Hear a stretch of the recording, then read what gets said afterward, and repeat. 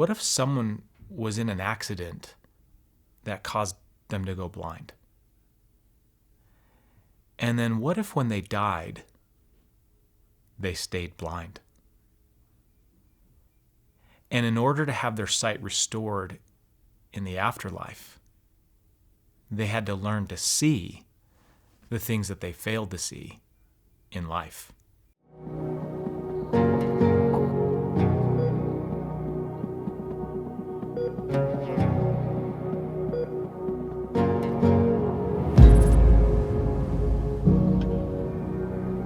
Welcome to Prioritize Your Life and PrioritizeYourLife.com. Today we have Nathan Sellers, so thank you so much for joining us today.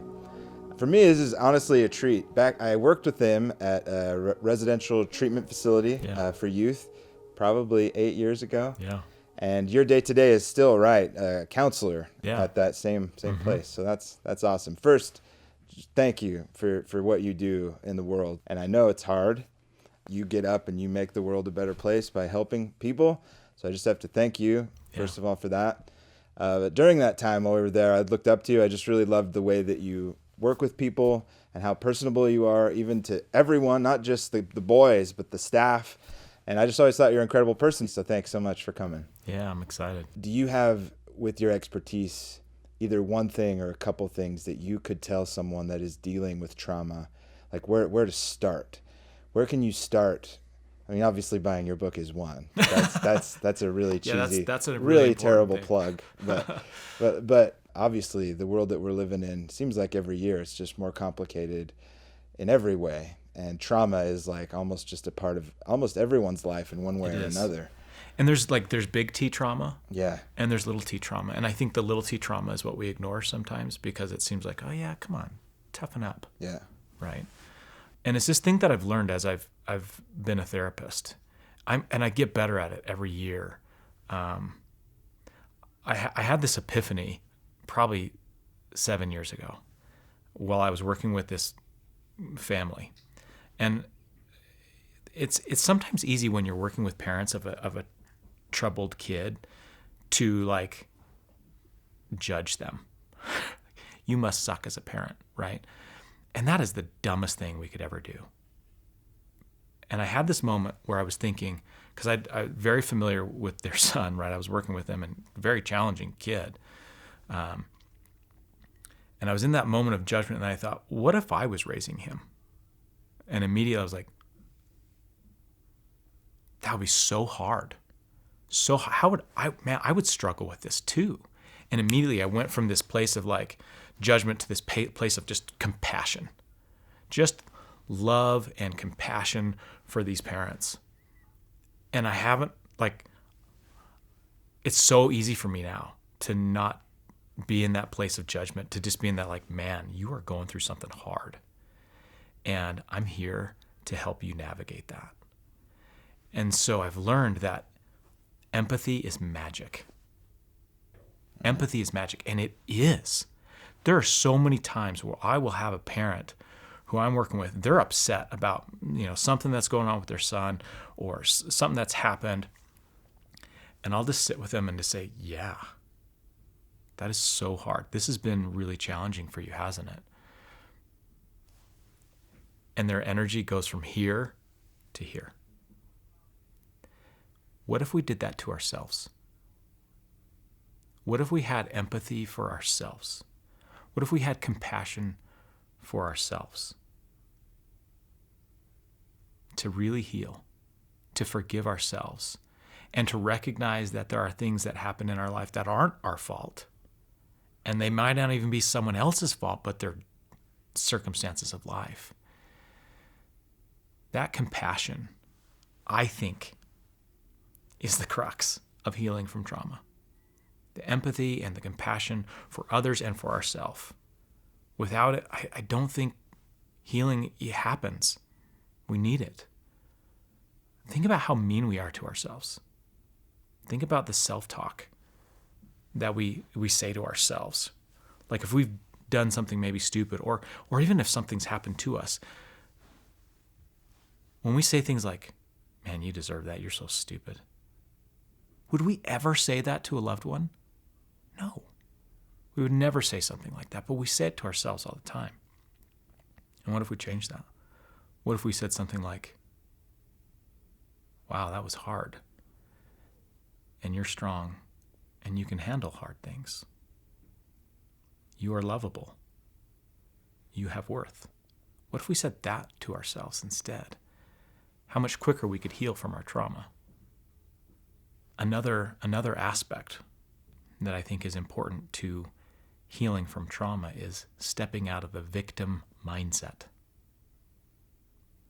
And sometimes that sounds weird, like, but no, you're a victim. Yeah, you are. You might have been a victim, right? We're all victims in one way or another, whether that be to a situation or to circumstance. But stepping out of the victim mindset is different, because a victim mindset says, I can't change. I have no power. I have no influence over my life. I'm relegated to this situation. Whereas when we step out of that victim mindset and we say, I actually have control. I don't have control of the past. The past happened. But if I can accept that the past happened, own that, and then move forward, consciously choosing what I will do, consciously choosing how I think about myself, then you have power, right? I remember, I was getting some training for some specific therapeutic skills and was doing my own work in that. And I remember having this just remarkable experience where I went from this like intense anger, just radiating heat through my whole body about a situation that had happened in my life. And then I had this realization. And the realization was that person that was doing something to me had had something done to him. And that person had had something done to him. And it was this generational kind of thing. And I realized what he was doing to me wasn't about me. It wasn't me. And it opened up this huge emotional window for me to just heal. And I went from this intense anger to love. How's that even possible, right? Intense anger to love. And it was love for myself, and it was love for this person. And the intensity, I can go back and think about that memory that happened to me, and I don't have the emotion there anymore. The intent, it's gone. I remember it very clearly. I remember it being really bad, but the intensity is gone because it's been replaced. And I remember getting on the phone right after that training, and I called this person up and just said, I forgive you. And the person didn't even remember it, but immediately apologized. I'm so sorry. I didn't know I had that impact on you. And it was just this healing process, right? That's what trauma can be. And an interesting thing with trauma is sometimes when it comes to forgiveness, we think that forgiving someone is saying that what they did was okay. And it isn't. Forgiveness is something far different. The act of forgiveness is actually saying that what someone did wasn't okay. Right? And to forgive is saying, hey, I have power. This is something that's in my control and only my control to give, because forgiveness is a gift. And it's not just a gift to that person, but it's a gift to ourselves as well. That answers your question. To get started, There's a lot to healing from trauma, but those are huge principles right there. Yeah. Well, it sounds like in your own life, going back to empathy is magic, it sounds like that was the trick right mm-hmm. there. You suddenly could see something, and that goes right back to your book too, right? Mm-hmm. You could suddenly see and had this layer of empathy for this person that you were blind to that until finally it was like, oh. Do you have any suggestions? Is there an empathy? How do I develop empathy? Because it seems like some people have that gift, right? Of just it is a gift, empathetic. Isn't it? But it can be developed. Yeah.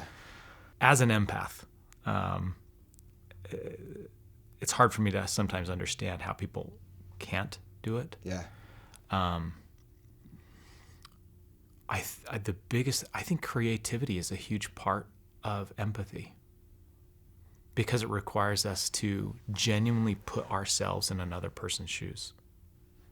Yeah. To actually go there, to suspend our own self, right?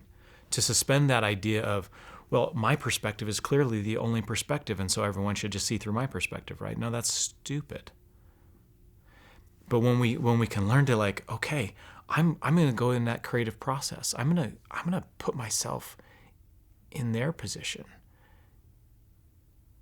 and feel what they might be feeling. And instead of trying to feel what they might be feeling from my perspective, try to see it from their perspective. If I've hurt someone, which I'm sure I've done hundreds of times, intentionally and unintentionally, what if I went into their position and learned what it was like to be them outside of my relationship with them, learn about their experience in life? You know, maybe they've been harmed, or maybe someone has said something to them that what I said triggered them. And then I'll put myself in their shoes of what that was like, to feel that, to know what that was like, to experience that, and not try to compare it to myself. Comparison is the thief of joy, right? Not comparing, just being present with, and not trying to change their feeling, right, to match my agenda. Right. Yeah. That's beautiful. I've never thought of empathy as a creative process, but that's awesome. That's totally, in some ways, it's like, it'd be almost like, in that case, like the process an actor goes through. Yes. And like learning a character. And that's what it made me think of. It's exactly that. That's fantastic. So you have a book, and it's not something I don't think you ever kind of expected. And I love what you're doing because, first of all, I'm a storyteller myself. So creating stories, I feel like, is a wonderful way to make a change and make a difference in the world, because you can touch people at these different levels. And even think about some of the stories that have made a big difference in the world, even like, you know, the Christmas Carol, you know, these things that have these awesome foundational morals, and people bring it into their lives. And if they really think about it, it can change lives. So I love what you're doing. I'd love to hear the story about all of it if we have time. Yeah. So this has been such a cool experience for me. Because I was reflecting on this even just a month ago. When I was in 5th grade, my teacher asked me, "Nathan, what do you want to be when you grow up?" And I remember very clearly saying to her, "I want to be an author." And she said, "Well, why?" And I said, "Well, because I think it would be cool to have people read something that I wrote." That was 5th grade. Like, I wasn't, like, that was not my life goals, right? But I was like, I remember thinking that because she was getting me into writing. Yeah. And then, you know, life continues, and I wanted to be an artist, and I was doing all sorts of art and fun stuff and loved it, right? And then life changes, right? I was into art, and then I had, you know, some strong impressions in my life in college that I needed to change my major from art, and spent a lot of time thinking about, well, what would I do different, right? What else would I do? What else am I even good at? And it really clicked with me that I needed to be a therapist. I needed to help people with their internal struggles. And so I really pursued that. And that was actually a hard, like, transition to go from art to therapy. I imagine. Because I'm a very hands-on, like, get in the dirt kind of person. And I've learned so much, and I love engaging with people. I love that aspect of, like, getting past the surface, right? Getting through the false self that we put off to each other, and getting to the core and the heart of someone. And more importantly, into relationships, and helping relationships to shift and move into something that is meaningful and full of love and hope. And so, and I've been a therapist now for 15 years, but even in the midst of all that, this sense of creation is never going to leave me, right? It's an important part of who I am. So I've been doing art projects on the side. But about 3 years ago, I remember I was driving home, and we were in the car, and I was pulling in to the driveway, and this idea hit me. And the idea was, what if someone was in an accident in life that caused them to go blind? And then what if when they died, they stayed blind? And in order to have their sight restored in the afterlife, they had to learn to see the things that they failed to see in life. And it was like, wow, that's a really cool idea. I have to write that story. And it was one of those things where it wasn't like, hey, that's just a cool idea. Because like legitimately, like in my head, I knew I had to write this story. Like there was a compelling something inside me that just said, you have to write this story. So I spent a lot of time, researching and trying to figure out, well, what would actually cause someone to go blind? Like, I don't want to like have someone like sprayed with acid or something like that, or what are some legitimate reasons that someone might go blind? And so I spent a lot of time researching, trying to figure that out, and then figuring out, well, what kind of professions would losing sight really be a bad thing? And that's where I tapped into some of my own experience, and I realized an art restorer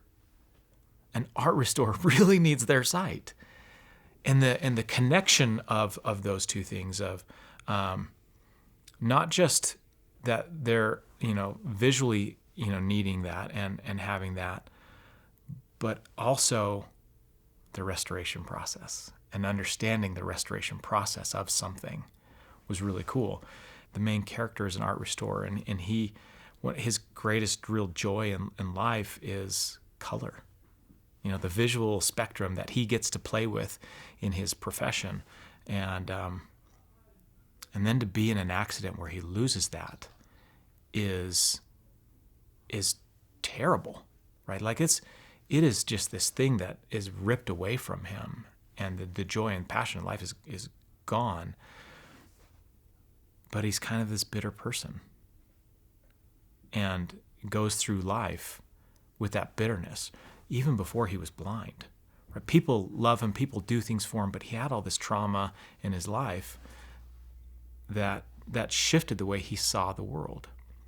He's having to make these realizations, this anger that he has to people, or this resentment, or this negative emotion that he has towards himself because of things that have happened to him, and to recognize it for what it is, to heal from that, and be through that healing, being able to see the good that was still happening in his life. It was there the whole time.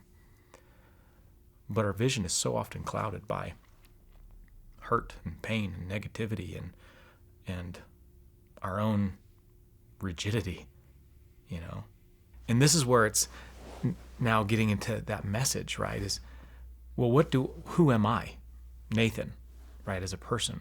What messages do I want to send?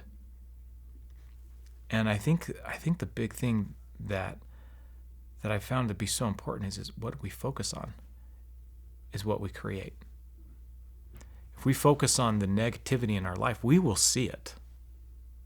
It will be there. And if we focus on the good and the positive in our life, we will see it. And it will be there, and we will see the abundance of it.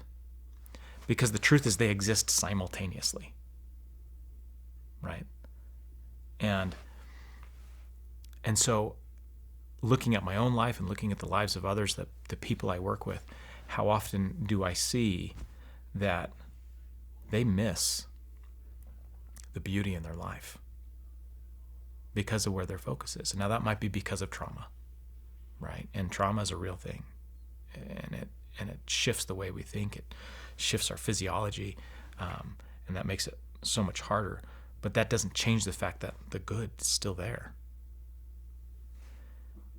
And so that idea of healing physically by healing emotionally, was a powerful one to me. And so I'm really motivated by this story and the impact that it can have on people's lives to heal themselves. It's been kind of cool because I released the book a month ago. Okay, yeah. And I've had lots of people reach out to me since they've read it, and it's like, wow, okay, this is my first book I've ever written. I don't look at myself as this like, really amazing person or anything like that. But I had this email yesterday I was looking at of a mother who her son was at the facility that I work at years ago, but she started reading it and she says, I couldn't stop. I just kept reading. And she sent me her Kindle notebook of the notes and the highlights that she had from the book, and to see the impact that it had on her for her own mental well-being and her own recovery, and seeing that and making sense of what her son was going through was really cool, right? But the idea that the afterlife is something far different than maybe sometimes we think is like this freebie, like, yeah, okay, we die and everything's good. And I don't think it is that. I think there's still work. I think there's still healing, there's still growth, but it's also not a place for regret and resentment. It's a place for healing. But we have to do the work to heal. And that's what my book is all about, is there's work to be done to find beauty, whether it's in this life, and that's really what I'm hoping to help people see, is let's be a little more proactive, or in the next life. I'm really excited to read it. I just ordered mine 3 days ago. Yeah. It's too bad. I should have ordered it so I could have talked from a little bit more of a spot where I had read it. So there is a link in the description below for you to go and to check out this book. What is it called, by the way? I don't think we ever... Yeah, so the book is called Sight. Okay. S-I-G-H-T. Yep. I'm super excited for people to read it. I wrote this to change lives, to help people heal, to grow, and to become their best self. And it's like therapy, right? Like when you're reading it, it's therapy for yourself as you're experiencing the therapy for the character. Yeah. Well, thank you so much for your time. I wish you all this success with your book, and I love being able to say that, because this isn't just something, it's like, oh, like Nathan's trying to make a bunch of money on a book. It's like, this is a tool for what you're already doing in your life to help people change and to share a valuable message in the world. So that's right up the alley of everything we're trying to do with this channel, and I hope people experience your book, and I'm excited to read it. Yeah. Thank you so much, Nathan. Thank you.